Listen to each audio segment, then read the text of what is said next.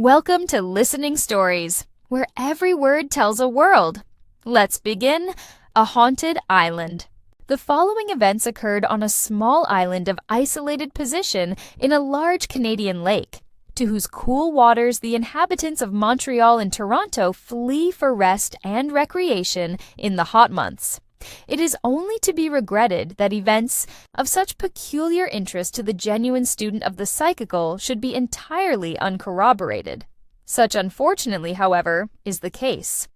Our own party of nearly 20 had returned to Montreal that very day, and I was left in solitary possession for a week or two longer in order to accomplish some important reading for the law, which I had foolishly neglected during the summer. It was late in September, and the big trout and masquinonge were stirring themselves in the depths of the lake and beginning slowly to move up to the surface waters as the north winds and early frosts lowered their temperature. Already the maples were crimson and gold, and the wild laughter of the loons echoed in sheltered bays that never knew their strange cry in the summer, with a whole island to oneself, a 2-story cottage, a canoe, and only the chipmunks and the farmer's weekly visit with eggs and bread. To disturb one, the opportunities for hard reading might be very great. It all depends. The rest of the party had gone off with many warnings to beware of Indians, and not to stay late enough to be the victim of a frost that thinks nothing of 40 below zero. After they had gone, the loneliness of the situation made itself unpleasantly felt. There were no other islands within 6 or 7 miles, and though the mainland forest lay a couple of miles behind me, they stretched for a very great distance unbroken by any signs of human habitation. But, though the island was completely deserted and silent, the rocks and trees that had echoed human laughter and voices almost every hour of the day for 2 months could not fail to retain some memories of it all. And I was not surprised to fancy I heard a shout or a cry as I passed from rock to rock, and more than once to imagine that I heard my own name called aloud. In the cottage there were 6 tiny little bedrooms, divided from one another by plain, unvarnished partitions of pine. A wooden bedstead, a mattress, and a chair stood in each room, but I only found 2 mirrors, and one of these was broken. The boards creaked a good deal as I moved about, and the signs of occupation were so recent that I could hardly believe I was alone. I half expected to find someone left behind, still trying to crowd into a box more than it would hold. The door of one room was stiff and refused for a moment to open, and it required very little persuasion to imagine someone was holding the handle on the inside, and that when it opened, I should meet a pair of human eyes. A thorough search of the floor led me to select as my own sleeping quarters a little room with a diminutive balcony over the veranda roof.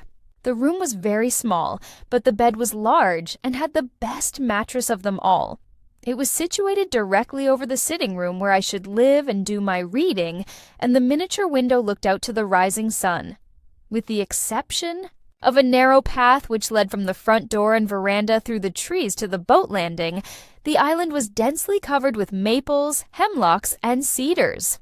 The trees gathered in round the cottage so closely that the slightest wind made the branches scrape the roof and tap the wooden walls. A few moments after sunset, the darkness became impenetrable, and 10 yards beyond the glare of the lamps that shone through the sitting-room windows, of which there were 4, you could not see an inch before your nose, nor move a step without running up against a tree.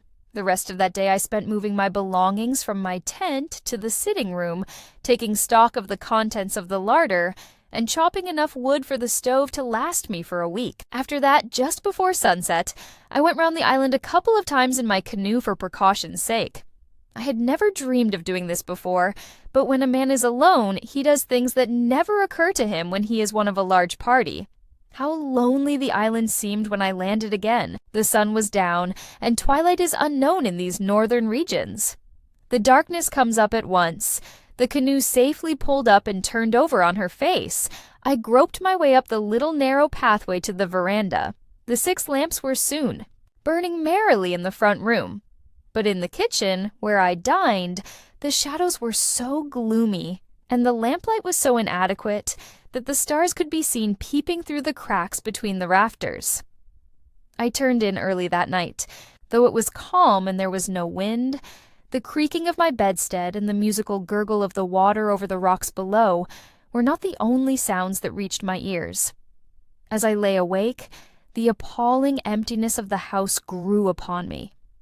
The corridors and vacant rooms seemed to echo innumerable footsteps, shufflings, the rustle of skirts, and a constant undertone of whispering.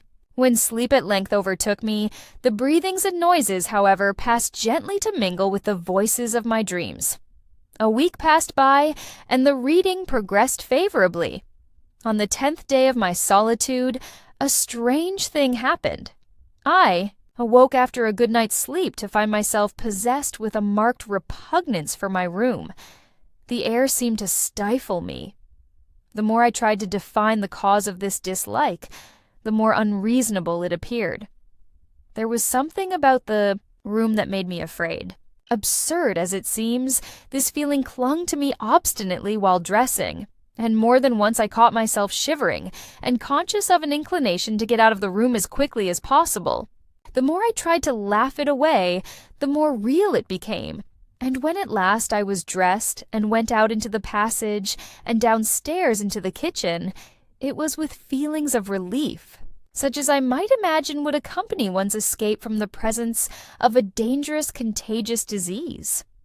While cooking my breakfast, I carefully recalled every night spent in the room, in the hope that I might in some way connect the dislike. I now felt with some disagreeable incident that had occurred in it, but the only thing I could recall was one stormy night when I suddenly awoke and heard the boards creaking so loudly in the corridor that I was convinced there were people in the house. So certain was I of this that I had descended the stairs, gun in hand, only to find the doors and windows securely fastened and the mice and black beetles in sole possession of the floor. This was certainly not sufficient to account for the strength of my feelings. The morning hours I spent in steady reading, and when I broke off in the middle of the day for a swim and luncheon, I was very much surprised, if not a little alarmed, to find that my dislike for the room had, if anything, grown stronger.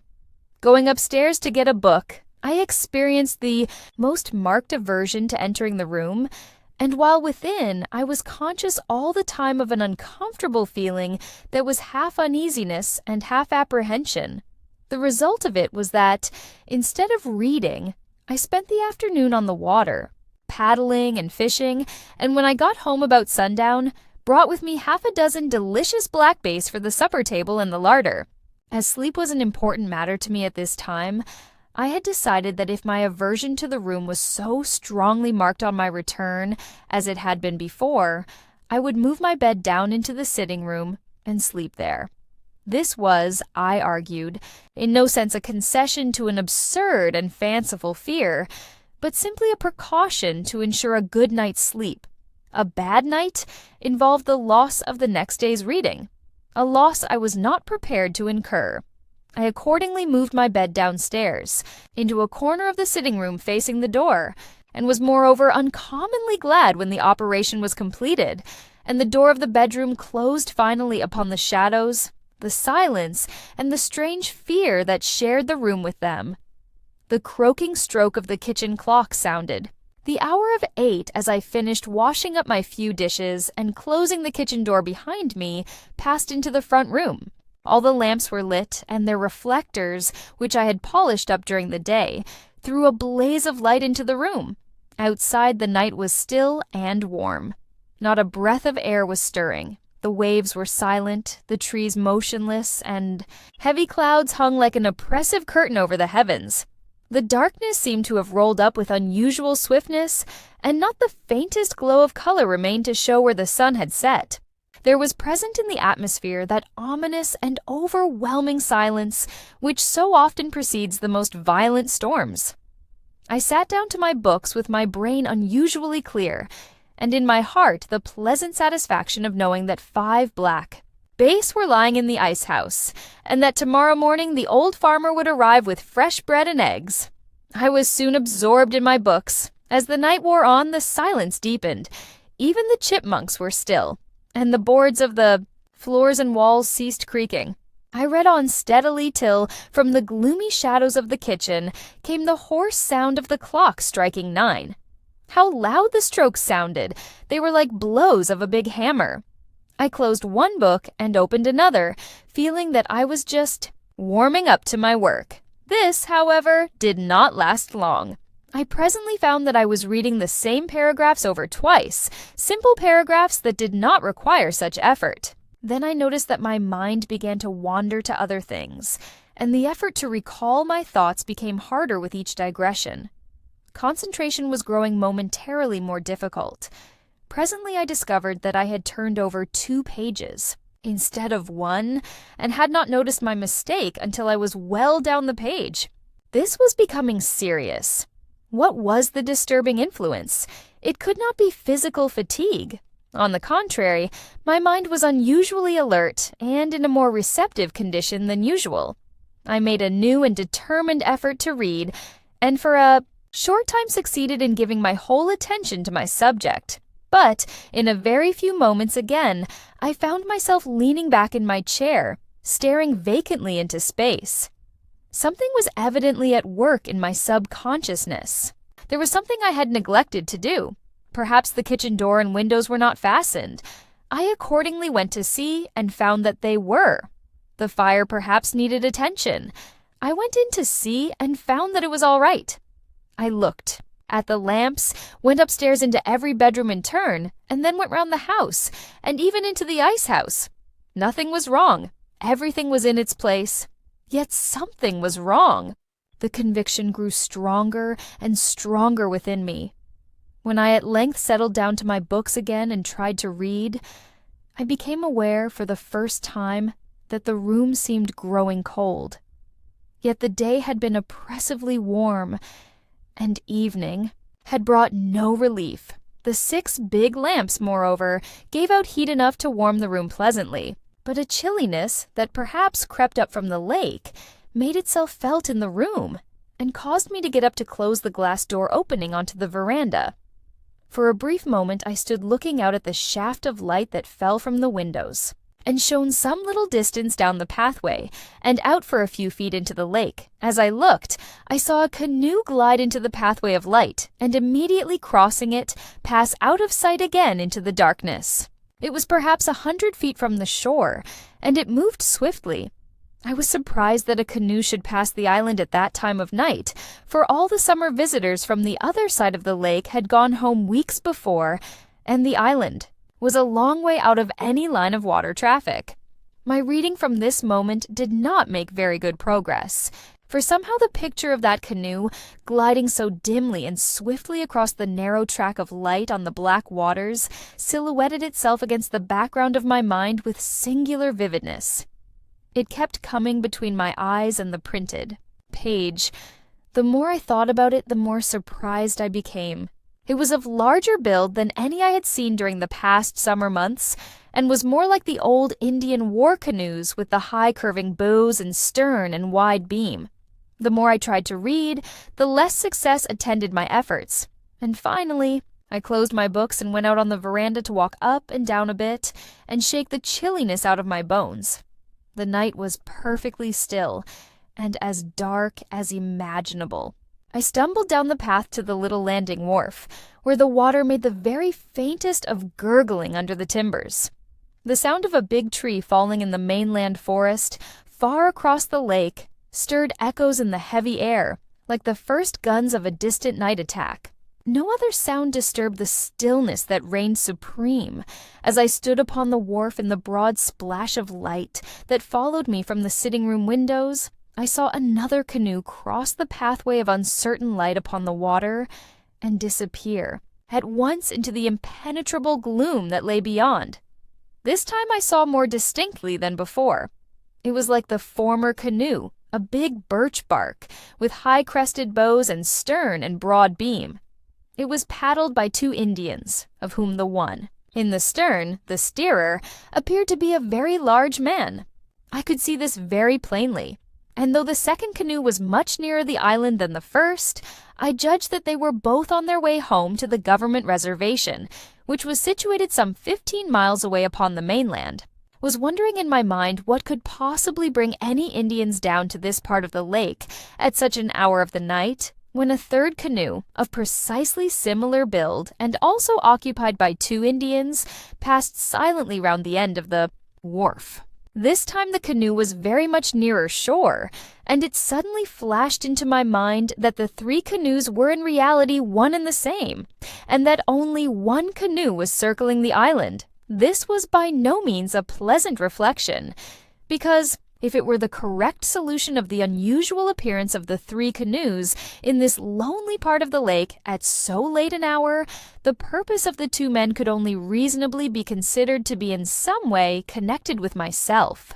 I had never known of the Indians attempting any violence upon the settlers who shared the wild, inhospitable country with them. At the same time, it was not beyond the region of possibility to suppose. But then I did not care even to think of such hideous possibilities, and my imagination immediately sought relief in all manner of other solutions to the problem, which indeed came readily enough to my mind, but did not succeed in recommending themselves to my reason. Meanwhile, by a sort of instinct, I stepped back out of the bright light in which I had hitherto been standing and waited in the deep shadow of a rock to see if the canoe would again make its appearance. Here I could see without being seen, and the precaution seemed a wise one. After less than 5 minutes, the canoe, as I had anticipated, made its 4th appearance. This time it was not 20 yards from the wharf, and I saw that the Indians meant to land. I recognized the 2 men as those who had passed before, and the steerer was certainly an immense fellow. It was unquestionably the same canoe. There could be no longer any doubt that for some purpose of their own, the men had been going round and round the island for some time, waiting for an opportunity to land. I strained my eyes to follow them in the darkness, but the night had completely swallowed them up, and not even the faintest swish of the paddles reached my ears as the Indians plied their long and powerful strokes. The canoe would be round again in a few moments, and this time it was possible that the men might land. It was well to be prepared. I knew nothing of their intentions, and 2 to 1, when the 2 are big Indians, late at night on a lonely island was not exactly my idea of pleasant intercourse. In a corner of the sitting room, leaning up against the back wall, stood my Marlin rifle, with 10 cartridges in the magazine and 1 lying snugly in the greased breech. There was just time to get up to the house and take up a position of defense. In that corner, without an instant's hesitation, I ran up to the veranda, carefully picking my way among the trees, so as to avoid being seen in the light. Entering the room, I shut the door leading to the veranda, and as quickly as possible, turned out every one of the 6 lamps. To be in a room so brilliantly lighted, where my every movement could be observed from outside, while I could see nothing but impenetrable darkness at every window, was by all laws of warfare an unnecessary concession to the enemy.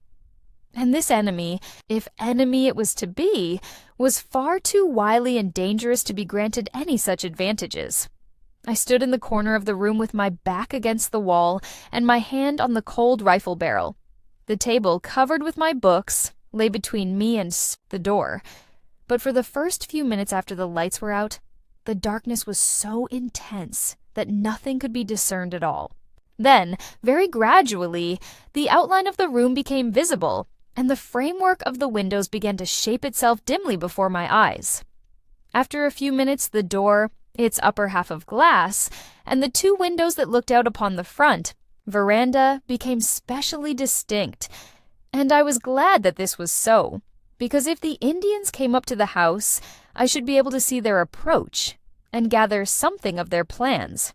Nor was I mistaken, for there presently came to my ears the peculiar hollow sound of a canoe landing and being carefully dragged up over the rocks.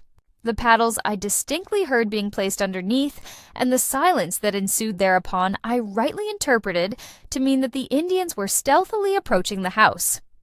While it would be absurd to claim that I was not alarmed, even frightened, at the gravity of the situation and its possible outcome, I speak the whole truth when I say that I was not overwhelmingly afraid for myself. I was conscious that even at this stage of the night, I was passing into a psychical condition in which my sensations seemed no longer normal.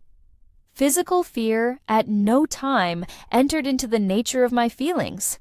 And though I kept my hand upon my rifle, the greater part of the night, I was all the time conscious that its assistance could be of little avail against the terrors that I had to face. More than once, I seemed to feel most curiously that I was in no real sense a part of the proceedings, nor actually involved in them, but that I was playing the part of a spectator, moreover, on a psychic rather than on a material plane. Many of my sensations that night were too vague for definite description and analysis, but the main feeling that will stay with me to the end of my days is the awful horror of it all, and the miserable sensation that if the strain had lasted a little longer than was actually the case, my mind must inevitably have given way. Meanwhile, I stood still in my corner and waited patiently for what was to come. The house was as still as the grave, but the inarticulate voices of the night sang in my ears, and I seemed to hear the blood running in my veins and dancing in my pulses. If the Indians came to the back of the house, they would find the kitchen, door and window securely fastened. They could not get in there without making considerable noise, which I was bound to hear. The only mode of getting in was by means of the door that faced me, and I kept my eyes glued on that door without taking them off for the smallest fraction of a second. My sight adapted itself every minute better to the darkness. I saw the table that nearly filled the room and left only a narrow passage on each side. I could also make out the straight backs of the wooden chairs pressed up against it, and could even distinguish my papers and inkstand lying on the white oilcloth covering. I thought of the gay faces that had gathered round that table during the summer, and I longed for the sunlight as I had never longed for it before. Less than 3 feet to my left, the passageway led to the kitchen, and the stairs leading to the bedrooms above commenced in this passageway, but almost in the sitting room itself. Through the windows, I could see the dim, motionless outlines of the trees. Not a leaf stirred, not a branch moved. A few moments of this awful silence, and then I was aware of a soft tread on the boards of the veranda, so stealthy that it seemed an impression directly on my brain rather than upon the nerves of hearing. Immediately afterwards, a black figure darkened the glass door, and I perceived that a face was pressed against the upper panes. A shiver ran down my back, and my hair was conscious of a tendency to rise and stand at right angles to my head. It was the figure of an Indian, broad-shouldered and immense. Indeed, the largest figure of a man I have ever seen outside of a circus hall.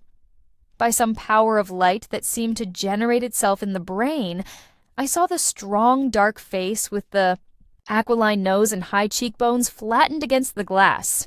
The direction of the gaze I could not determine, but faint gleams of light as the big eyes rolled round and showed their whites told me plainly that no corner of the room escaped their searching. For what seemed fully 5 minutes, the dark figure stood there with the huge shoulders bent forward so as to bring the head down to the level of the glass, while behind him, though not nearly so large, the shadowy form of the other Indian swayed to and fro like a bent tree. While I waited in an agony of suspense and agitation for their next movement, little currents of icy sensation ran up and down my spine, and my heart seemed alternately to stop beating and then start off again with terrifying rapidity. They must have heard its thumping and the singing of the blood in my head. Moreover, I was conscious, as I felt a cold stream of perspiration trickle down my face, of a desire to scream, to shout, to bang the walls like a child, to make a noise, or do anything that would relieve the suspense and bring things to a speedy climax. It was probably this inclination that led me to another discovery, for when I tried to bring my rifle from behind my back to raise it and have it pointed at the door ready to fire, I found that I was powerless to move. The muscles, paralyzed by this strange fear, refused to obey the will. Here, indeed, was a terrifying complication. There was a faint sound of rattling at the brass knob, and the door was pushed open a couple of inches. A pause of a few seconds, and it was pushed open still further, Without a sound of footsteps that was appreciable to my ears, the two figures glided into the room, and the man behind gently closed the door after him. They were alone with me between the four walls. Could they see me standing there, so still and straight in my corner? Had they perhaps already seen me? My blood surged and sang like the roll of drums in an orchestra, and though I did my best to suppress my breathing, it sounded like the rushing of wind through a pneumatic tube. My suspense as to the next move was soon at an end, only, however, to give place to a new and keener alarm. The men had hitherto exchanged no words and no signs, but there were general indications of a movement across the room, and whichever way they went, they would have to pass round the table. If they came my way, they would have to pass within 6 inches of my person. While I was considering this very disagreeable possibility, I perceived that the smaller Indian, smaller by comparison, suddenly raised his arm and pointed to the ceiling. The other fellow raised his head and followed the direction of his companion's arm. I began to understand at last. They were going upstairs, and the room directly overhead to which they pointed had been until this night my bedroom. It was the room in which I had experienced that very morning so strange a sensation of fear, and but for which I should then have been lying asleep in the narrow bed against the window. The Indians then began to move silently around the room. They were going upstairs, and they were coming round my side of the table. So stealthy were their movements that, but for the abnormally sensitive state of the nerves, I should never have heard them. As it was, their cat-like tread was distinctly audible. Like two monstrous black cats, they came round the table toward me, and for the first time I perceived that the smaller of the two dragged something along the floor behind him. As it trailed along over the floor with a soft, sweeping sound, I somehow got the impression that it was a large dead thing with outstretched wings, or a large, spreading cedar branch. Whatever it was, I was unable to see it even in outline, and I was too terrified, even had I possessed the power over my muscles, to move my neck forward in the effort to determine its nature. Nearer and nearer they came. The leader rested a giant hand upon the table as he moved. My lips were glued together, and the air seemed to burn in my nostrils. I tried to close my eyes so that I might not see as they passed me, but my eyelids had stiffened and refused to obey. Would they never get by me? Sensation seemed also to have left my legs, and it was as if I were standing on mere supports of wood or stone. Worse still, I was conscious that I was losing the power of balance, the power to stand upright, or even to lean backwards against the wall. Some force was drawing me forward, and a dizzy terror seized me that I should lose my balance and topple forward against the Indians just as they were in the act of passing me. Even moments drawn out into hours must come to an end sometime, and almost before I knew it, the figures had passed me and had their feet upon the lower step of the stairs leading to the upper bedrooms. There could not have been 6 inches between us, and yet I was conscious only of a current of cold air that followed them.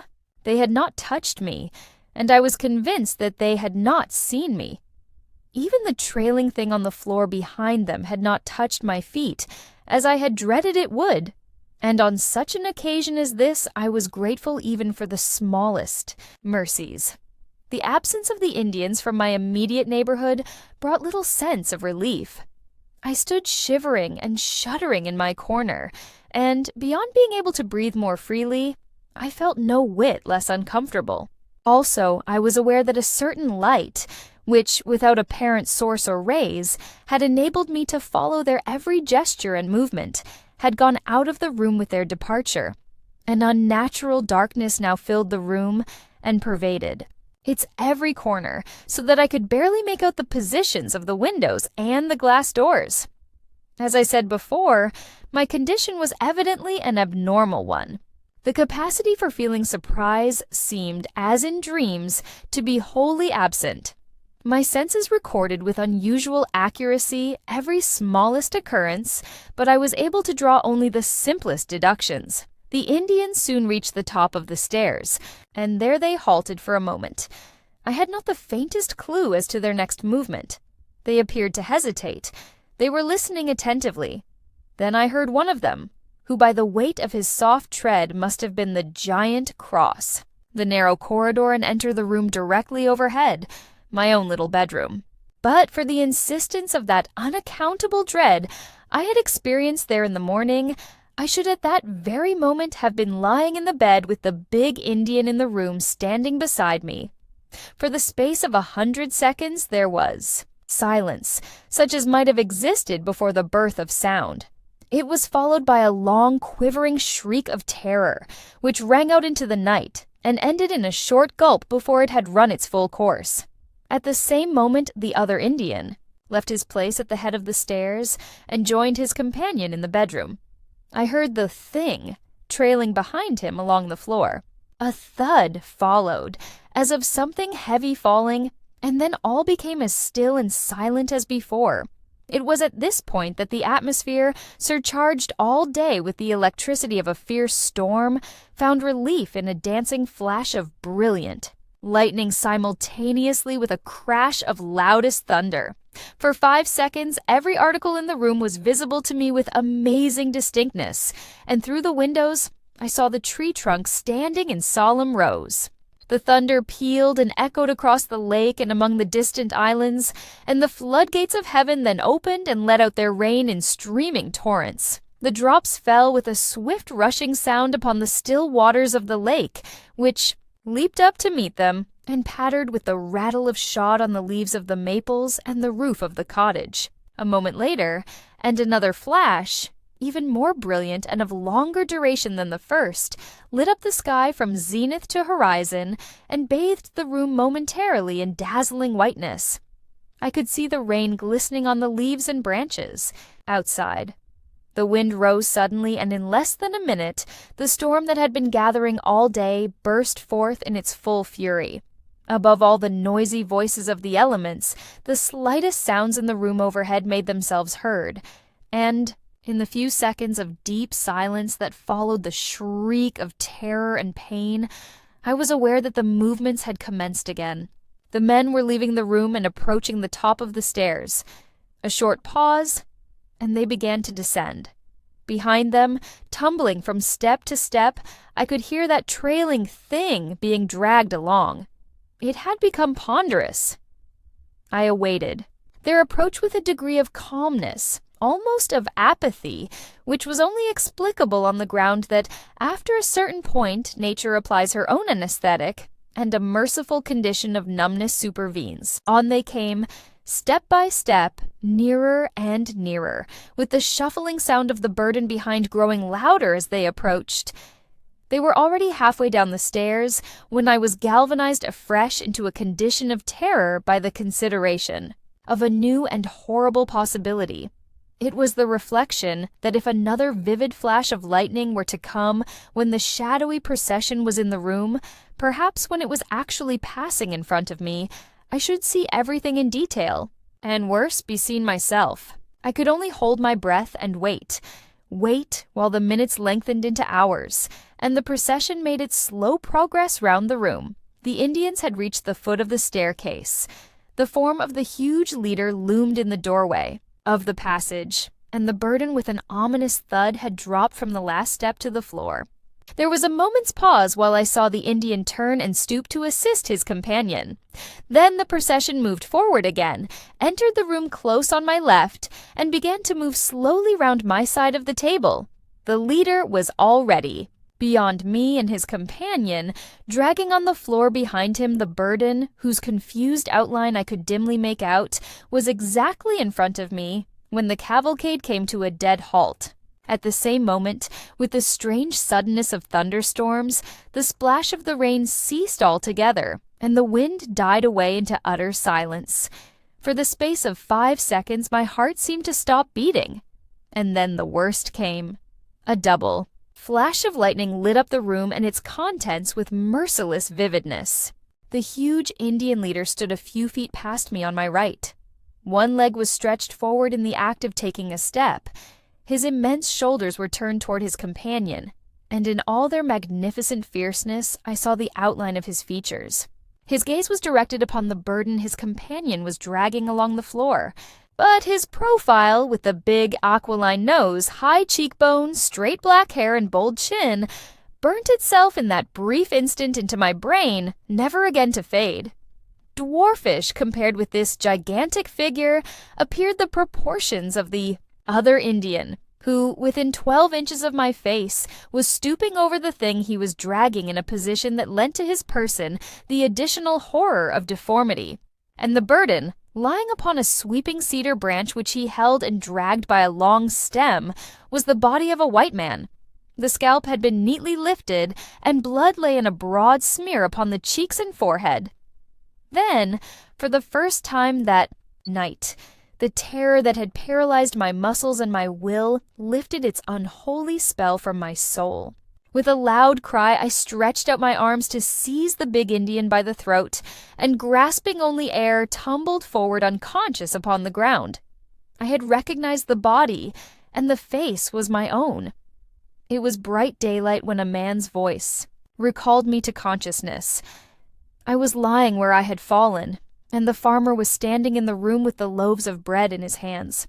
The horror of the night was still in my heart, and as the bluff settler helped me to my feet and picked up the rifle which had fallen with me, with many questions and expressions of condolence, I imagine my brief replies were neither self-explanatory nor even intelligible. That day, after a thorough and fruitless search of the house, I left the island and went over to spend my last 10 days with the farmer. And when the time came for me to leave, the necessary reading had been accomplished, and my nerves had completely recovered their balance. On the day of my departure, the farmer started early in his big boat with my belongings to row to the point, 12 miles distant, where a little steamer ran twice a week for the accommodation of hunters. Late in the afternoon, I went off in another direction in my canoe, wishing to see the island once again, where I had been the victim of so strange an experience. In due course, I arrived there and made a tour of the island. I also made a search of the little house, and it was not without a curious sensation in my heart that I entered the little upstairs bedroom. There seemed nothing unusual. Just after I re-embarked, I saw a canoe gliding ahead of me around the curve of the island. Wow, canoe was an unusual sight at this time of the year, and this one seemed to have sprung from nowhere. Altering my course a little, I watched it disappear around the next projecting point of rock. It had high curving bows, and there were 2 Indians in it. I lingered with some excitement to see if it would appear again round the other side of the island, and in less than 5 minutes it came into view. There were less than 200 yards between us, and the Indians, sitting on their haunches, were paddling swiftly in my direction.